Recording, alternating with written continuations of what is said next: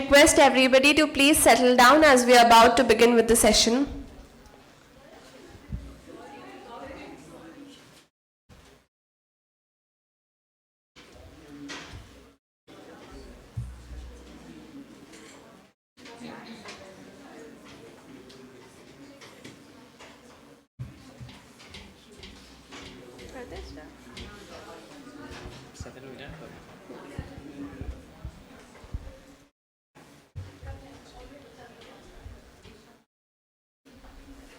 Hall come alive with so many curious minds and open hearts. There's something truly special about day one, the beginning of the conversations that will stay with us long after the festival ends. Absolutely, Lisha. Day one always carries a different kind of energy. Anticipation, excitement, and the promise of ideas waiting to unfold. We welcome you everyone to day one of the Bhopal Literature and Art Festival right here at the SBI RANGDARSHINI Hall, a space that for over the next few days will echo stories, debates, poetry and thought-provoking dialogue. And what sets BLF apart is the literature here isn't limited to books. It becomes a bridge, connecting history with the present, imagination with reality, and ideas with action. Exactly, Tanmay. At BLF, literature is lived, questioned, and celebrated. It invites us to pause, reflect, and sometimes rethink what we thought we knew. Over the course of today and the days ahead, this hall will host voices from across disciplines. Writers, thinkers, artists, administrators, scholars, each bringing a unique perspective to the table. So whether you're here to listen, to learn, or to engage in dialogue, we invite you to be fully present. Ask questions, let ideas challenge you, and let the stories move you all. The Bhopal Literature and Art Festival is proudly presented by the Society for Culture and Environment, and it is wonderful to see such vibrant audience gathered here to share this journey together. And with that, the spirit of curiosity and openness, we are ready to begin with our very first session of the day, a conversation that sets the tone for everything that follows. Ladies and gentlemen, thank you for joining us. And let's begin with day one at the RANGDARSHINI Hall. So audience, how is the energy holding up? Thank you. We are driving straight to the heart of literary gold. The session we are about to witness is titled Famous Book Award Winning Stories. Now, we often read masterpiece novels, but rarely do we get to dissect the anatomy of what makes a story truly global, and what makes a narrative worthy of the world's most prestigious literary honors. Today, we aren't just going to talk about books, we are going to talk about the craft, the translation of culture, and the magic that happens between the lines. We're about to explore the texture of award-winning fiction through the eyes of someone who lives and breathes literature.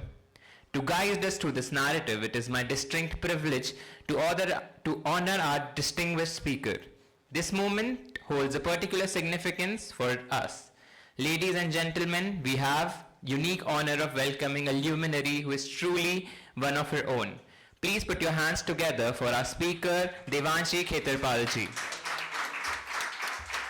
And along with us as the moderator of this session, we have Farah Singh ji. Please welcome them on stage with us. Devanshi ji is a force in literary world. She is currently an MFA candidate in literary translation at the prestigious University of Iowa and a graduate of the legendary Iowa's Writers' Workshop, where she studied fiction. She holds her bachelor's and master's degree in comparative literature from New York University. Her work has been published in the Therapy Review, Indiana Review, the Bombay Literary Magazine, and Scroll, among many others. She is a finalist for American Short Fiction's Halifax Ranch Prize and the recipient of Missioner Copernicus Society Award. Her work has been supported by Truman Capote and so many Mehta fellowships. And the best part, she's from Bhopal. A huge round of applause for her. To steer this dialogue, we are joined by a moderator renowned for her commanding stage presence and innate ability to keep the audience thoroughly enthralled. We have Farah Singh ji. Farah ji is a storyteller who works through words, verse, and stage. She is the co-founder of Urban Suburban Productions. She enjoys every aspect of theatre, writing, acting, and direction. Her production house has staged thought-provoking Women's Day productions like Fly High, Firefly, and their latest, Steady That Stage. She has also co-created the popular Mothers Over Dinner series. Offstage, Faraji is a yoga practitioner, a food explorer, a theatre devotee, and a travel enthusiast. I can't wait to hear this conversation unfold. Devanshi ji, Farah ji, the stage is all yours. Can we give them a huge round of applause, guys?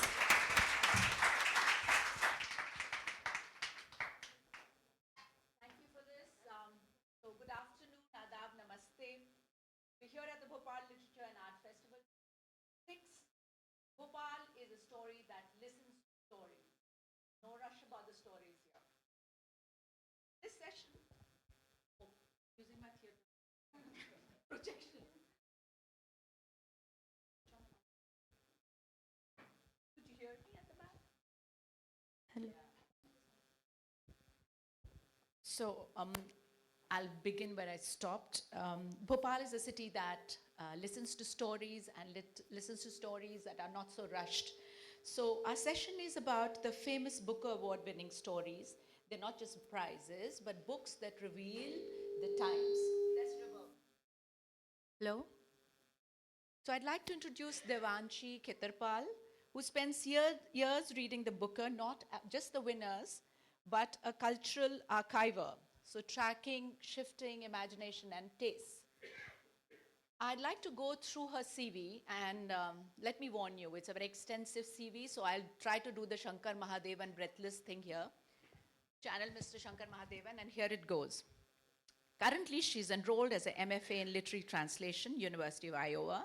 She's an MFA in Fiction, Iowa Writers Workshop, and an MA in Comparative Literature with a thesis naming the Earth. She's a magna cum laude from the New York University. She has several fellowships, grants, and awards, the Halifax Ranch finalist, the Sunny Mehta Fellowship, the Proofer Poetry Advice, the writing conferences, Juniper Writing Institute, and Yale Writers Workshop. She has several publications to her credit, her short stories, Jackpot, The House on Muhammad Ali Road, Tennis Court, and The Glass Animals. She's written a beautiful essay on The Tomb of Sand Brings Hindi Literature to the World 2023. It's worth a read. We'll ask her to read from that. And Kamila Shamsi's Best of Friends, a feminist review. She also writes poetry that speaks from the heart, Diagnosis, 6 poems, Postmortems, Let Us Consider. Right now, she's an associate professor editor at the Bombay Literary Magazine. Like I told you, a very accomplished person. So Devanshi, let's start from a very personal question. Who was your first Booker date? My first Booker date? I think maybe Salman Rushdie. Okay. I grew up reading Harun and the Sea of Stories and Luca and the Fire of Life, which were his 2 books that he actually wrote for his son. And they were based on video games that he saw his son play. They were very playful. They're very playful, and Yes. I think that was my first, the first Booker winner that I read. I mean, those 2 books didn't win the Booker, but Right. Salman Rushdie was the one that I sort of grew up reading. Right. Yeah. So would you still say you loved those books as much as you did then? I think so. I think Or have you moved on? No. I think Harun and the Sea of Stories for sure. I keep returning to most works by Salman Rushdie. And you know, like he has a huge body of work and Right. can be inconsistent, and some of his narrators are very annoying. But I still find a lot to return to. So how yeah. old were you when you read that? Maybe 13 or Okay. 14. Okay, so Yeah. we had a prodigy in the making. Did you fully understand the extent of what you were reading? Did you ever think you would be a person of such eminence, or did you know the words you were reading? I think I distinctly remember like enjoying what I was reading, and I think for me that was important. Like not just enjoyment as in having fun reading a book, but maybe if like my thoughts were being triggered, or like my mind was racing and I was imagining, or like if a book stays with me long after I finish reading it, that is a good sign for me. Yes. So you did go back to it. So I did go back to it. Yeah. Yes. And Yeah. did you find the experience different? Because very often as teenagers, when we're trying to crash read a book, a lot of times to impress our own classmates, we miss out on the layers. Yeah. So did you think you did that, and did you come back? I think maybe so. I think when I was in college and I started reading, like, like a lot of the texts that he gains inspiration from. So say like I did an in-depth study of like Arabian Nights or whatever. So the referencing Or- material. Yeah, or like, I mean, he's very Dickensian. And so I think once I read Dickens, I was like, oh, I understand Rushdie better. Or once I read Angela Carter more recently, I felt like, oh, I understand Rushdie better. I understand why. So does he yeah. say that he was inspired by her? Or by he doesn't say that. They're very good friends and they were contemporaries. I think sometimes it's not Yes. just the influences, but the contemporaries. Maybe the that- conversations. The conversations that they were having. Right. She was on the jury for the Booker Prize the year that Shame was maybe shortlisted, but it didn't yes. win. And she was very angry that it didn't win. She Oh, was I like, thought they had a fallout in their friendship. I mean, I would want my friends to win every prize, and I would vote for them, so I would be You're a good angry. friend. Yeah.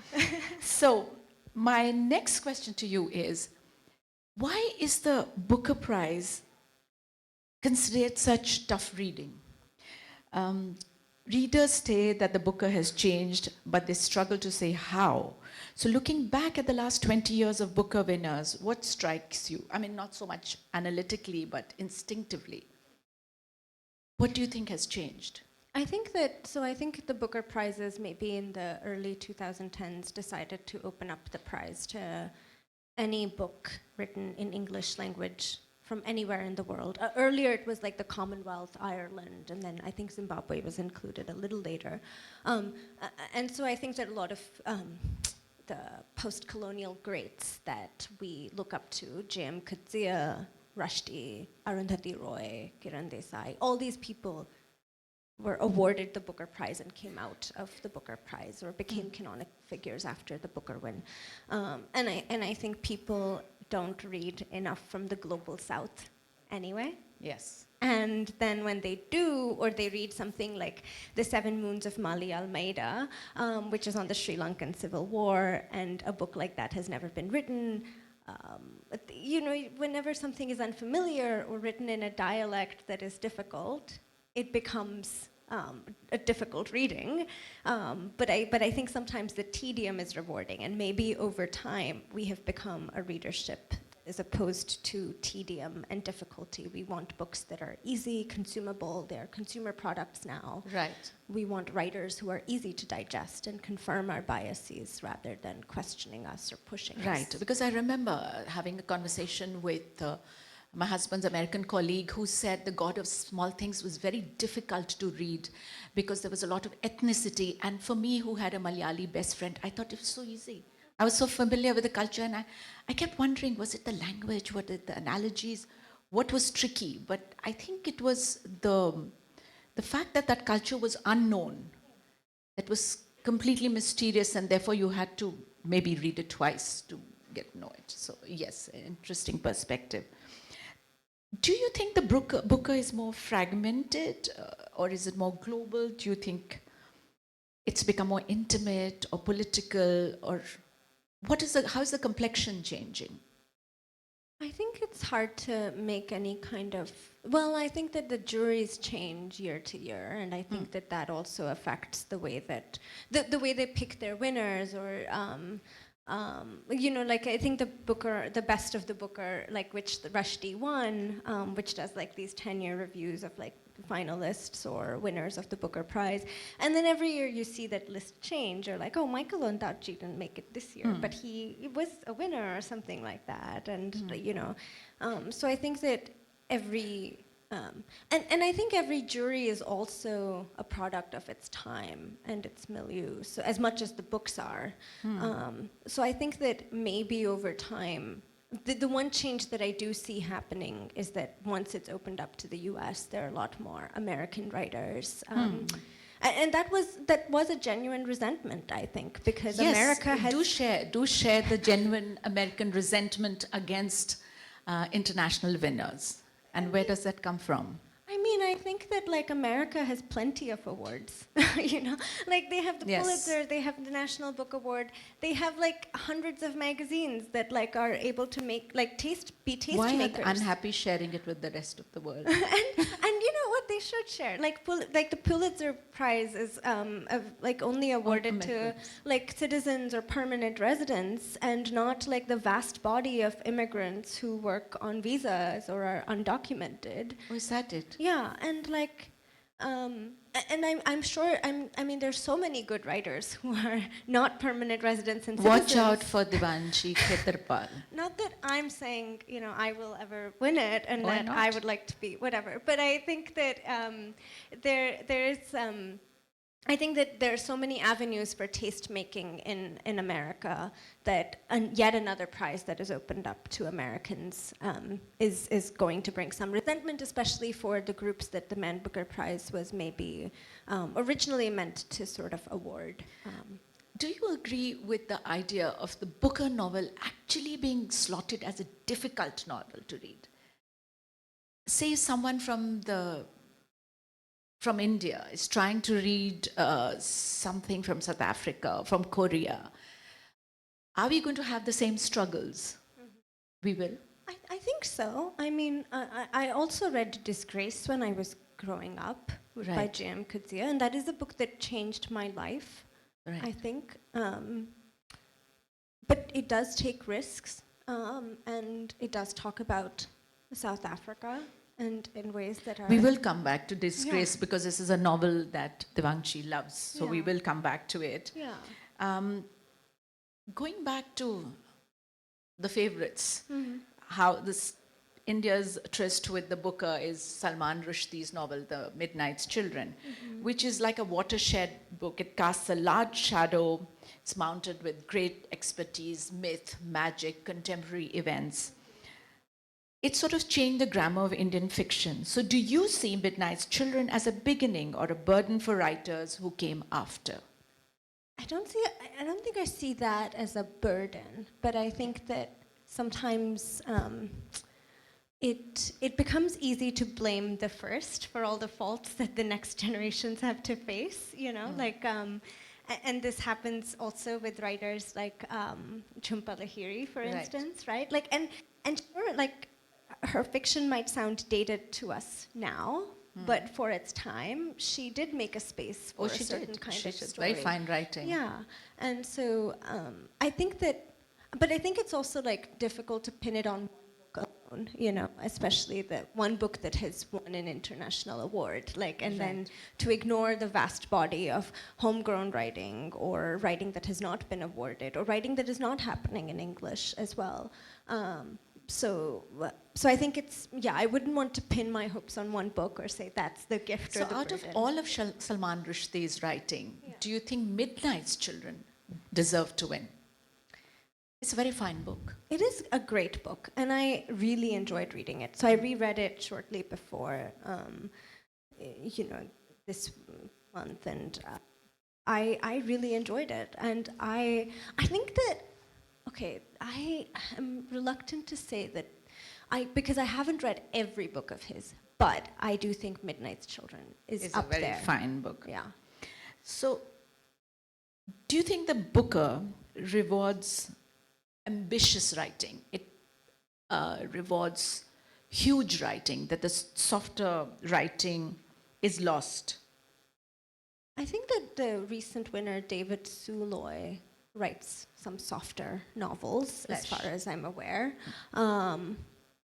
Or I don't think that many books that have, or every book that has won the Booker has been that kind of sweeping novel, although I do think that you have to take certain kinds of risks and you have to be ambitious as a writer to be distinctive. Right.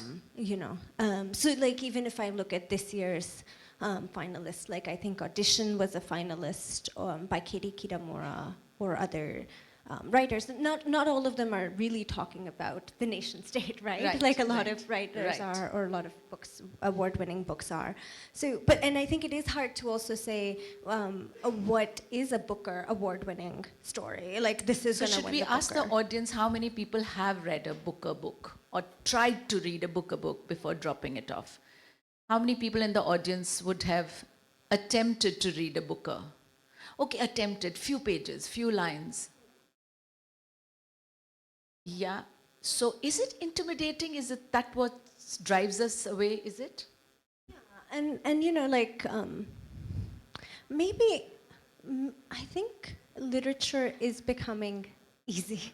And this is something that this year's jury actually said. Like Roddy Doyle was like, I couldn't get through like many pages of most books because they were written in such a maybe a drab style, or they weren't taking risks, etc. But yeah, I think that we should allow for more tedium, you know. Right. And No, I want to know how many people are regular readers in the audience. Do you, regular readers, thank you for putting your hands up. If you read a book almost every day or maybe twice a week, you are a reader. What do you say, Devanshi? Yeah. Yeah. So if you get off your phone and pick up a book twice or thrice a week, you are a reader. So you can put your hands up. And that's why Devanshi's conversation should be essential, because here's a young person who has immersed herself in literature. She's connected to Bhopal, and therefore she is maybe a trailblazer for a lot of you sitting here as students and all who should be looking up to a young person who is making a mark in the world of literature. So congratulations to you there, Devanshi. I'm also coming to a very serious book, The Family Matters, which is a great favorite of yours, favorite of mine, Rohington Mistri's book. There's a quieter, more modest, but devastating in its own way. Through his characters, he mourns the passing away of Bombay, the fading Parsi community, the ache of living with one foot in the past. Do you think the Booker values this kind of quiet grief as much as the grand historical vision? I mean, he was a finalist, so they must have found something of merit, and it's a great honor to make it to the finalist list in and of itself. Yes. And he is a very well decorated writer. Right. And I think that he does have. I mean, I think the affect or the mood of his stories is quiet. Right. But nonetheless, he is ambitious in the way that he does explore human nature, or even Family Matters, Right. and which was published also as Tales from Firoz Shah Bagh, I think maybe. Yes. So that is sort of like, has recurring characters, or is part of the Parsi neighborhood in Bombay. And it's very cheeky in And bits. it's So very it's not such cheeky. a No. dark novel. It's very, very cheeky. It's very insightful, actually. And him living within the community and laughing at Laughing himself at is himself, it's amazing. You value another writer from Bhopal, Indra Sinha's Animals, Peoples, which is about the Bhopal gas tragedy of 1984. Tell us why this novel draws you in, and tell the people of Bhopal why they should be reading this novel. Yeah, so I actually did not know of this novel growing up, having grown up in Bhopal. But it is about the Bhopal gas tragedy, and it was a finalist for the Booker Prize. And this is Indra Sinha's only novel, as far as I'm aware.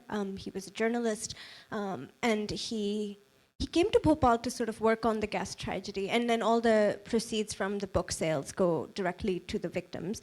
And he doesn't refer to the gas tragedy directly, but there's an event that happens at night that takes place in a Yes. city called Khofpur. Now, she has her favorite parts from the novel. Yeah. She would like to read them out to you. It's very interestingly put. It's tongue-in-cheek. It's back and forth. But here are her favorite parts. So, Devanshi, Yeah. over to you. Sure. So the novel takes place over recorded tapes that are like transcriptions of tapes that have been recorded. And the main character is a man named Animal who walks on all fours because since the night he cannot walk straight. So he says, tape 1. I used to be... Explain the tapes. Yeah.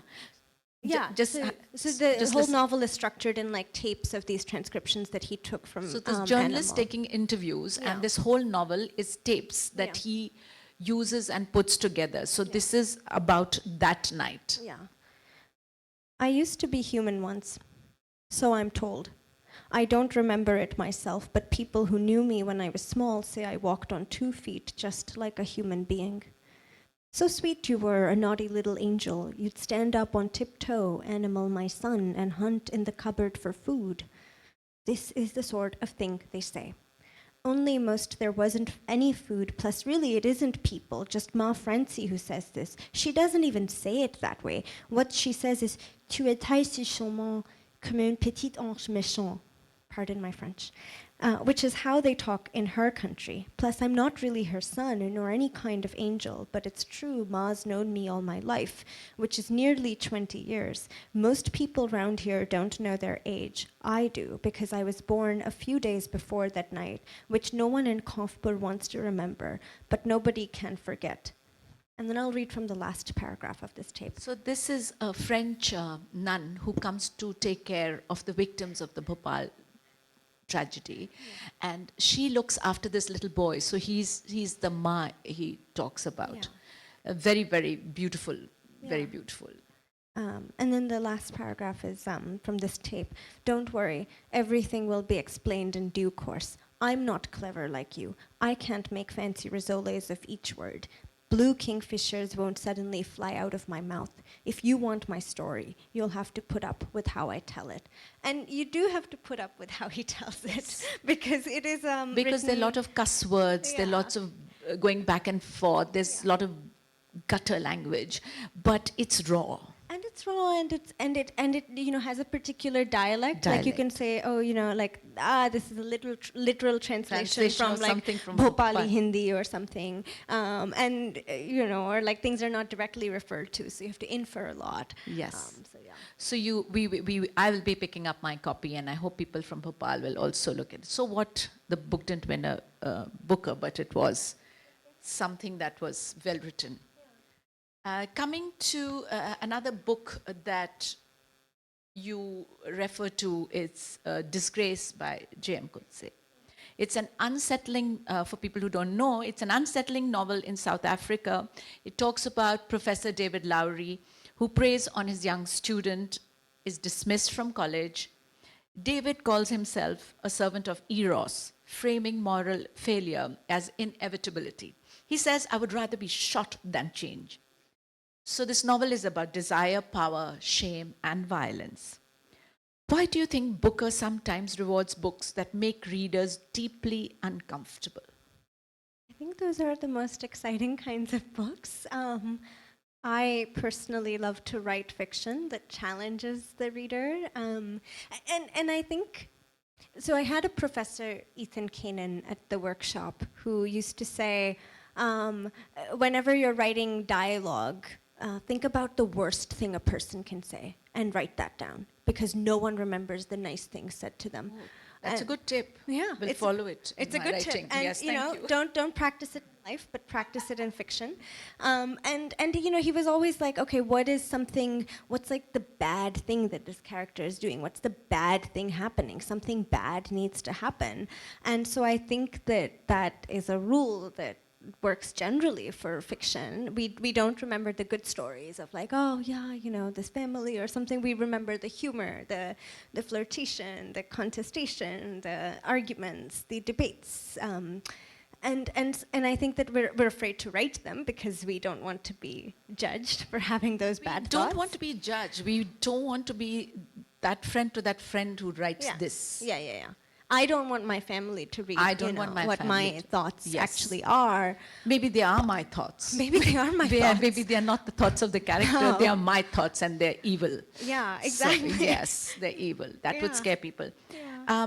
I'm reminded of your short story, The Tennis Court. Is discomfort a literary virtue? Should it be the center of our writing?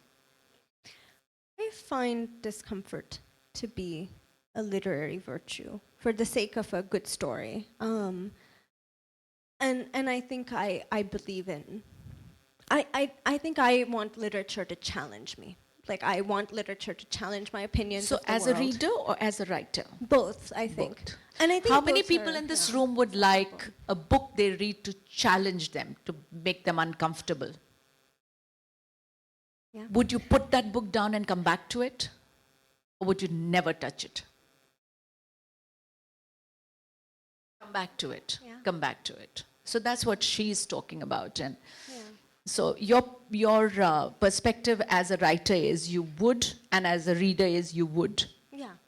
Yeah, and I feel like maybe those are the stories that I respond best to, because and they are worth, like, they reward rereading, primarily because when I go back to them, like when I go back to Disgrace 5 years, or every 5 years or 10 years, I'm like, oh, I'm a changed person. Maybe I don't think what this person did is so wrong. Oh, Maybe so you're I not think, so, you were judgy yeah, at that or point. maybe I think it is actually more wrong than I thought in So the beginning. connected with Tennis Court that you wrote in Bhopal, Yeah. did it trigger you to write Tennis Court, or did you see similarities in Tennis Court and Disgrace? Yeah, so Tennis Court is a story about a woman who comes back to Bhopal after many years, after her father dies, and she hates her father. And she comes back, goes to Arera Club.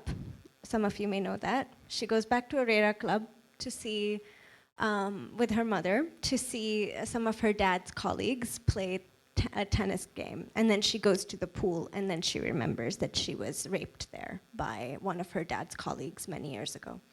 And I don't think maybe Disgrace has directly influenced me to write that story, but I think somewhere every book that you read stays with you, or every book that has made an impact stays with you. And so I was sort of also taken by the way that Disgrace talks about structures of power, right? Like, her dad is a bureaucrat, and his colleague was a bureaucrat, and then her dad knew exactly what had happened to her, and then decides to stay friends with his daughter's rapist, which is something she discovers, and that's what turns against her father. Right. And, yeah. But I think maybe Disgrace, or the sentiment of it, has stayed with me when I wrote that story. Yeah. Yes, because you think Professor David Lowry is a changed man after he sees his daughter go through what she does, Lucy. And then he asks forgiveness of his students' parents, and then pretty much goes back to doing what he does. Yeah. So it has those moments where he has, he's very guilty and very broken after his daughter's assault and gang rape, and then he dismisses it out of his mind. It has a sort of a temporary sort of numbing effect, and then it wears off. My next question to you is, and this is widening the lens and looking at the International Booker Prize and the translation bits. The International Booker changed conversation. The Tomb of Sand was a historic win for Hindi literature. It gave it a global visibility. Daisy Rockwell translating and bending English to suit Gitanjali Shree's musical Hindi. And we will talk about it. Do you think this win tells us more about stories that are finally being heard and maybe trusted from our part of the world? I think it was a major win because, and I write about this in the article that I wrote. It's a very fine article. We're going to ask her to read from that. Yeah. Yes. But a lot of people did not. Gitanjali Shree was not a household name. And what happens a lot and people she was a very eminent Hindi writer, but what happens a lot in the Indian literary space, which is largely Anglophone, is that whenever a translation comes out, we go to the original, especially when it is from a language and it depends by region, I think Malayalam literature is totally different, and so is Bengali literature, but in the space of Hindi, we go back to the original after the translation comes out and it wins an award. Both of us did. You did. I did. Yes. Yeah. But and you know, like a lot of Hindi literature is not on bookshelves internationally, and maybe Yes. in India there is like translated literature, but yeah, not not globally. And I think what it did is that it helped. Just a bring- minute. You're disturbing us. Thank you.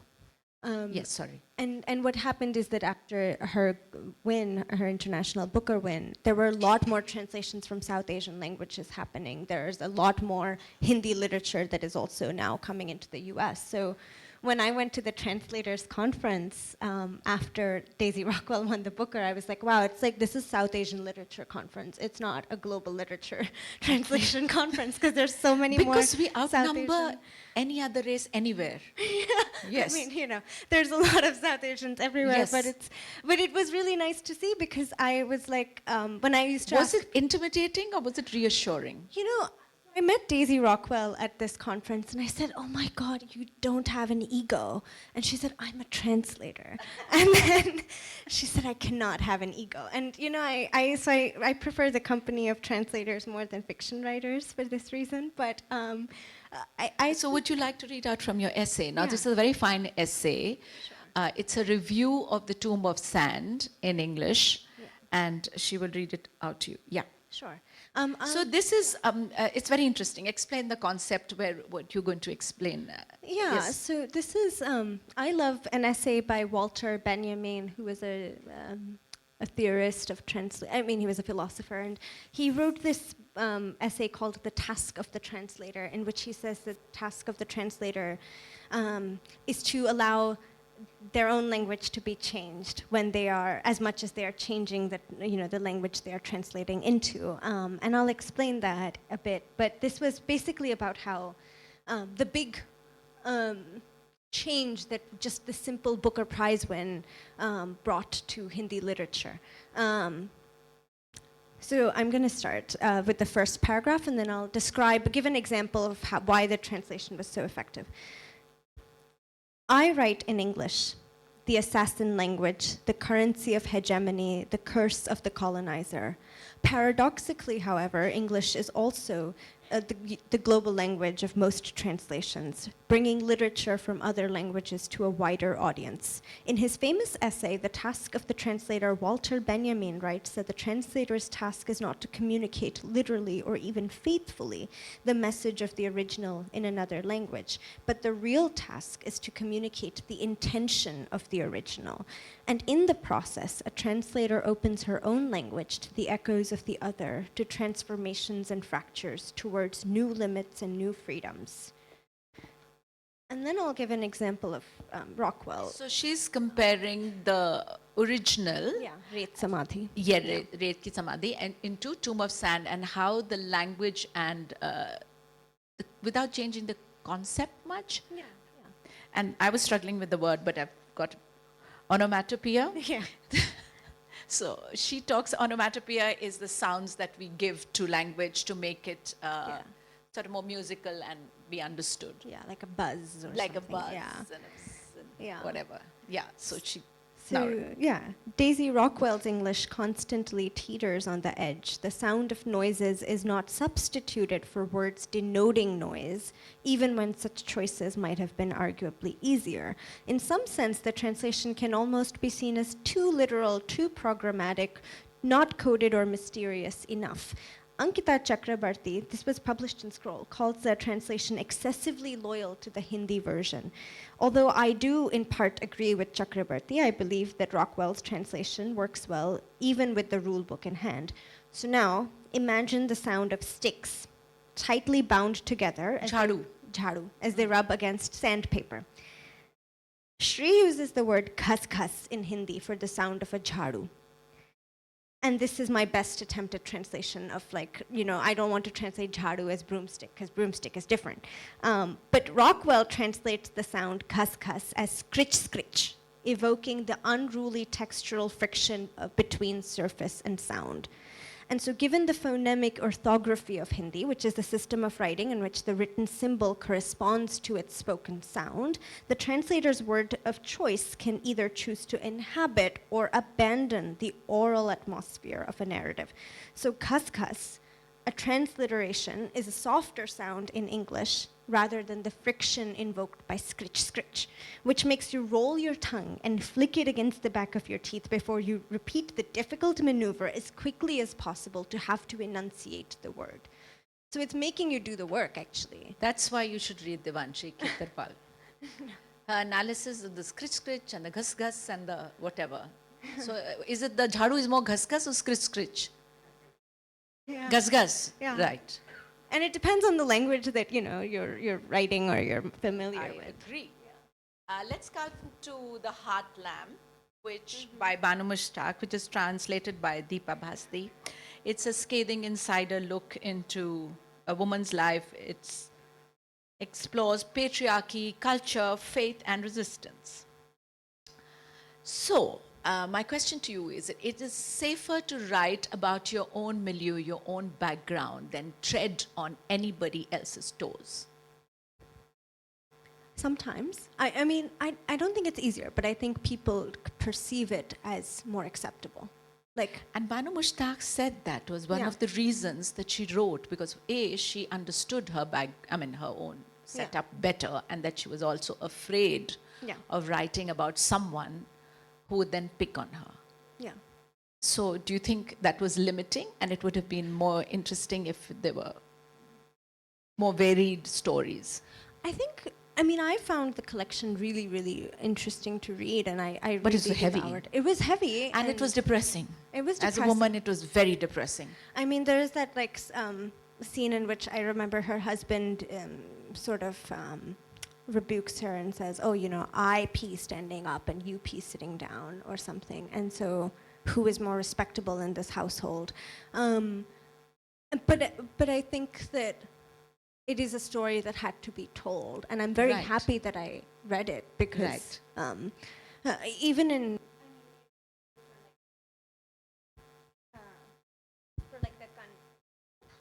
even for like it was a huge boost also for Kannada language or multilingual writing into writing being translated into English because and I think in general like women's fiction I think there's maybe a reason why women's stories like Tomb of Sand or Heart Lamp are being rewarded. I'm going to say a very mean thing. Yeah.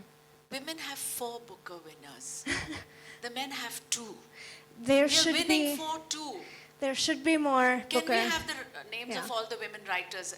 People who've read it, Arundhati Roy's God of Small Things. Yeah. Then Kiran Desai, Inheritance of Loss. No. Then Gitanjali Shri, Tomb of Sand, and Banu Mushtaq's Heart Lamp. And the only 2 male Booker winners, just tell me their names, please. Salman Rushdie.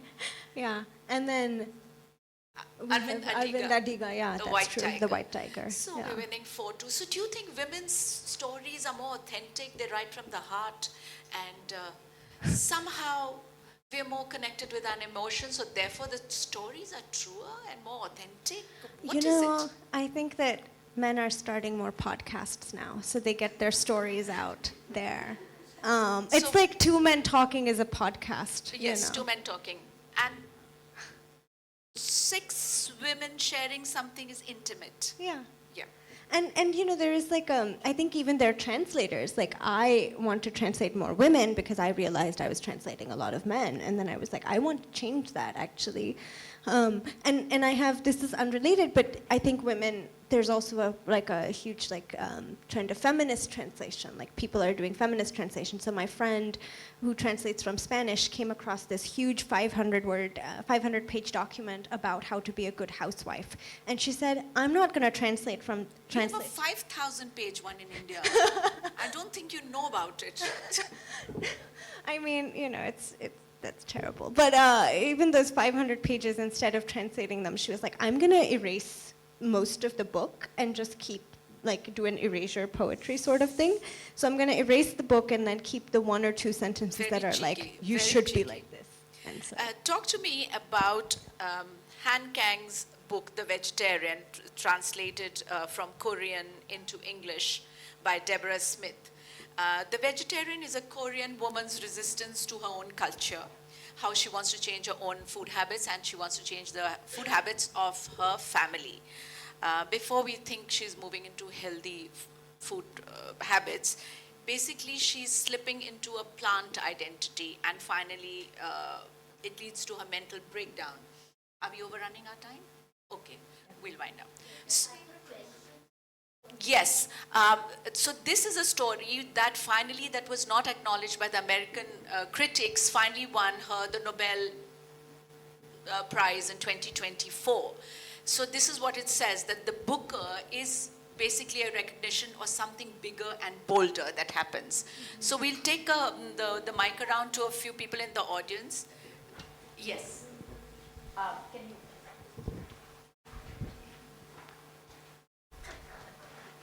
Good afternoon. Madam, this question pertains to your CV. You have done MA in comparative literature. As far as I understand, literature cannot be, it cannot be absolute. But can it be relative? Can it be compared? Just elaborate. If Booker's are Booker translations of books are vending Bookers. Over to Devanshi. Yeah, so, well, the discipline of comparative literature basically says that literature cannot be looked at in isolation. So if in comparative literature, we normally will like specialize in one or two foreign languages, and then we will look at translations, we will consider, like there's a focus on translation, or we will see, oh, like I specialize in, say, film studies, and I look at the relationship between film and literature, or I look at the relationship between history and politics and literature. So it's not just the study of literature as like, this is a poem, these are the merits of the poem, or this is the criticism, which was the case in the British English classroom, right? But this is to say, I think literature is So across phenomenal. mediums. Yeah, across mediums, across disciplines, that Across sort of thing. disciplines and mediums. Yeah. Yes. Another question? Yes. Please can you pass the mic? One last question. Yeah. So we need to wind up this because I think Not it- really, we can carry the conversation yeah. outside in the author's lounge. Yeah, yeah, Alright. for sure, yeah. Yes. Recently, I read a book, Flesh, Yes. shortlisted for this Booker Prize. Have you read that book? I have not read that book, but I do have I have read other stuff by David Suloy. I see. Yeah. I would like to know how many books are shortlisted for Booker Prize. I think that they read, what, 194 books or something this So year? there's a long list and there's a short list. and then there's a finalist list. Only one book wins. Yes, Across the board. Thank you. yeah. Yes. Thank you for your question. Yeah. Thank you so much, everyone. Can we give them a huge round of applause?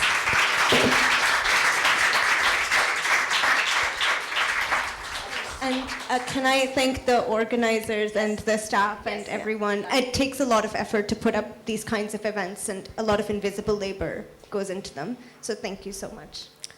So I'd like to thank the organizers and the volunteers who've been very dutiful, and a lot of people who put the festival together in the first place. I want to thank Devanshi for bothering to explain what the Booker Prize was all about. And thank you for your generosity of reading and literature. And thank you in the audience for listening to us patiently. It's wonderful to share these conversations with you. Thank you. And thank you. Thank you for interviewing. Thank you so much, everybody. This was really an absolutely enriching session. This was not an easy conversation. The topics that were touched, the conversation that was had today, you really made us think, you really made us challenge what we think, and inspired us to read more, basically.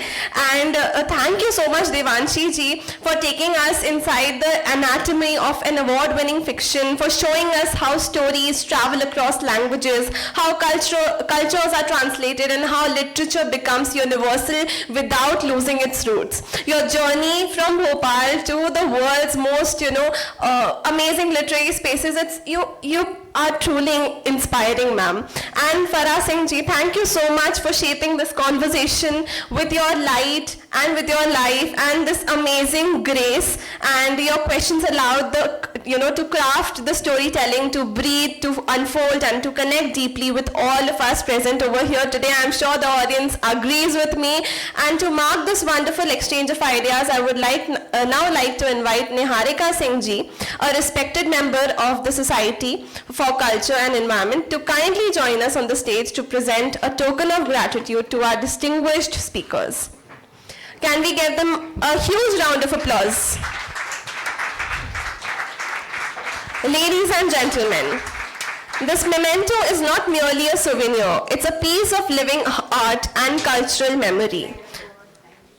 This special memento for BLF 2026 has been created by the legendary Padma Shri Durgabai exclusively. The artwork depicts a tender folk narrative where a tiny bird is transformed, and this gives us hope and love and renewal. Thank you so much. Thank you everyone. Thank you for the wonderful audience to stay with us and to listen. Please stay connected. We'll be returning shortly with our next session. Yes. So we are going to start with our next session. Everybody, you can please settle down, okay? Yeah. Our next session is Life with Wildlife. Yes. Everybody, please settle down.